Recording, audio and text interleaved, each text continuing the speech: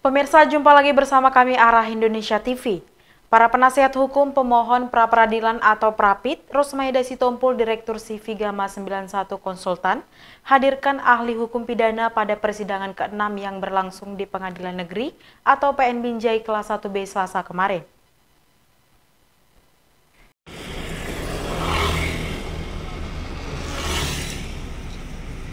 Penasihat hukum pemohon Eka Putra Zakran didampingi rekannya Abdul Basir, Tuseno, Rahmat Sakti Espane saat ditemui sejumlah wartawan di kantornya di Jalan Sidodame, Pulau Berayan Darat 2, Kecamatan Medan Timur, Kota Medan. Sepulang dari persidangan mengatakan, persidangan kali ini merupakan agenda pemeriksaan, bukti-bukti, saksi-saksi, dan ahli. Namun Kejaksaan Negeri Binjai selaku termohon hanya menyerahkan puluhan alat bukti kepada hakim dan tidak menghadirkan saksi-saksi. Ebza menuturkan dari penjelasan ahli pidana, Dr. Khomaini di ruang sidang. Ditemukan fakta bahwa kliennya sebelumnya hanyalah berstatus saksi. Namun saat memberikan keterangan sebagai saksi, langsung dilakukan penahanan oleh penyidik Kejaksaan Negeri Binjai yang merupakan unprosedural. Menurut ahli, dalam penetapan seorang sebagai tersangka harus melalui beberapa tahap proses. Tidak boleh bagi seorang penyidik menetapkan seorang sebagai tersangka sebelum diambil keterangannya. Kemudian bagi seorang saksi, bila dinaikkan status menjadi calon tersangka, kepadanya harus diberikan jeda waktu 2 kali 24 jam. Hal ini dilakukan agar calon tersangka dapat melakukan pembelaan terhadap dirinya. Selain itu, Ebza juga memaparkan dari 53 alat bukti yang diajukan oleh jaksa kepada hakim, tidak ada ditemukan alat bukti yang menunjukkan Rosmaida Sitompul telah melakukan tindak pidana korupsi. Alat bukti yang diajukan semua mengarah ke Satria Prabowo sebagai pengerja kedua proyek belanja jasa konsultasi di Dinas Pendidikan Kota Binjai tersebut. Lebih lanjut, Ebza menyatakan di ruang sidang, Dr. Khomaini juga menjelaskan bahwa yang diminta pertanggungjawaban pada CV adalah orang yang melakukan pekerjaan.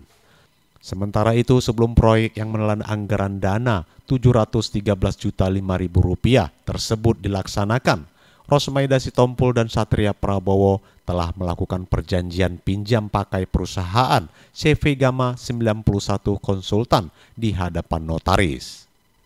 Dengan berbagai fakta-fakta yang ditemukan dalam persidangan tersebut, Ebza menyatakan penyidik Kejaksaan Negeri Binjai telah melakukan maladministrasi dan sudah sepatutnya PN Binjai mengabulkan permohonan Prapid yang mereka lakukan.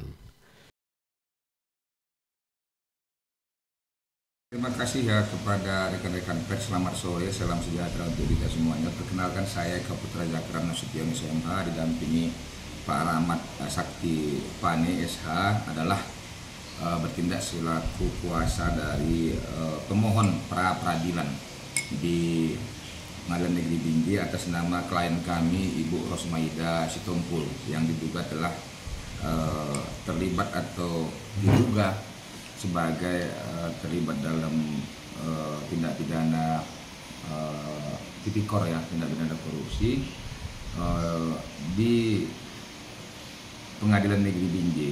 Nah, hari ini agenda sidangnya adalah pemeriksaan bukti-bukti baik dari pemohon maupun termohon, lalu dilanjutkan dengan pemeriksaan saksi-saksi dan ahli baik dari pemohon termohon. Hanya saja setelah siang tadi ternyata setelah diperiksa semua saksi-saksi maupun ahli dari pemohon, dari termohon justru tidak ada saksi, dari penyidik kejaksaan tidak ada saksi, sehingga oleh hakim diperintahkan agar besok itu agendanya adalah kesimpulan. Nah, dapat saya ceritakan dalam pemeriksaan saksi dan bukti pada hari ini, kami dari kuasa pemohon mengajukan sebanyak 10 bahkan 11 tadi dengan legal reasoning ya, legal reasoning dari ahli atas nama Dr. Khomaini SHMH itu diserahkan kepada hakim. Jadi dari pemohon ada 11 alat bukti.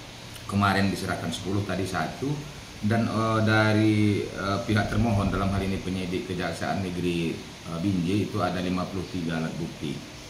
Nah, perlu kami sampaikan bahwa berdasarkan keterangan ahli pada hari ini, ya ahli pidana Dr. Khomaini, banyak kejanggalan-kejanggalan yang ditemukan dalam fakta-fakta persidangan pra-peradilan terkait dengan status penetapan tersangka dan penahanan terhadap klien kami pemohon Rosmaida Sitompul. Salah satu diantaranya bahwa beliau itu dipanggil sedari awal untuk memberikan keterangan dalam kapasitasnya sebagai saksi, bukan sebagai tersangka.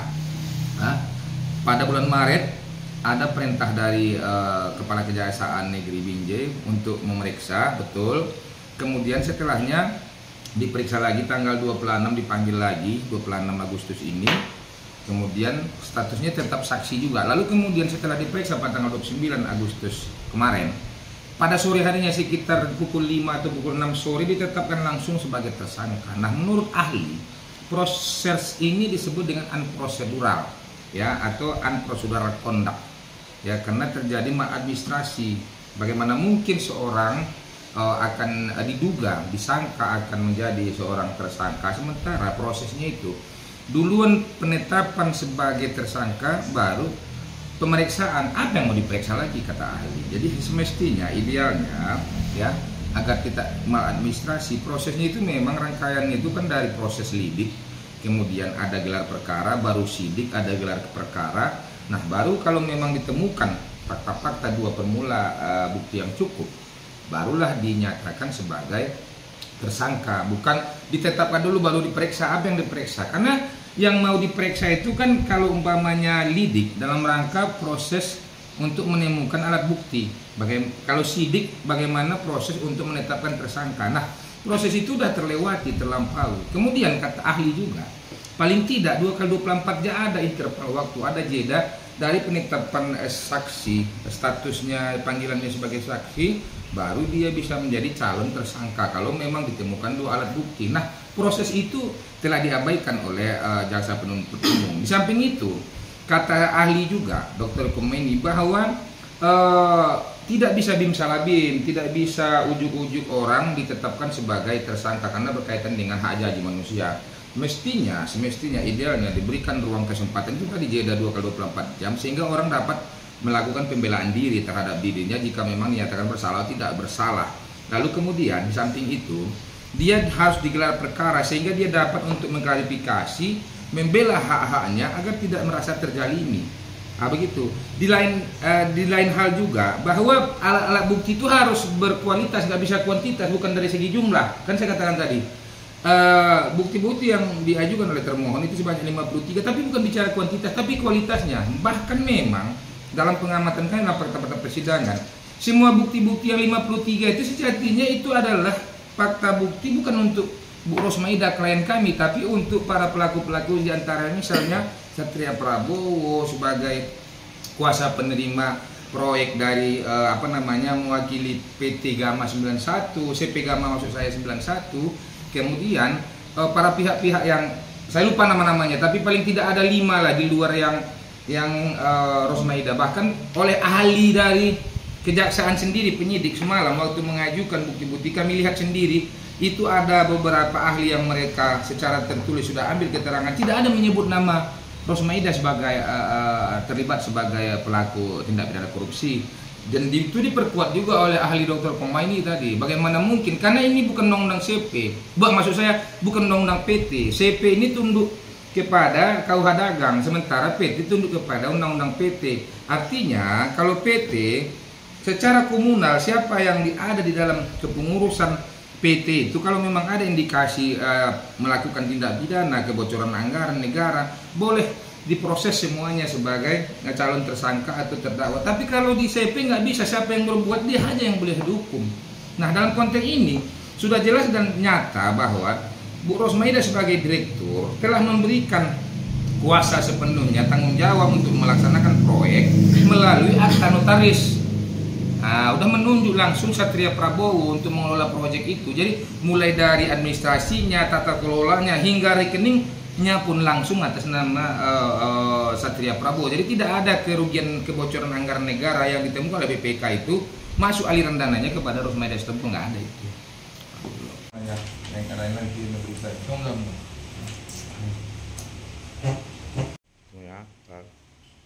Diketahui dari persidangan ini penasihat hukum menghadirkan saksi sebanyak 3 orang.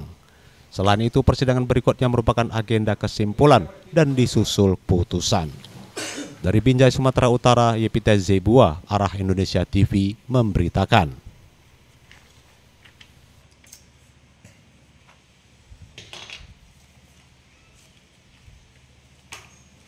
Pemirsa, untuk mengetahui berita update lainnya, jangan lupa subscribe, follow, like, dan share seluruh akun media sosial Arah Indonesia TV.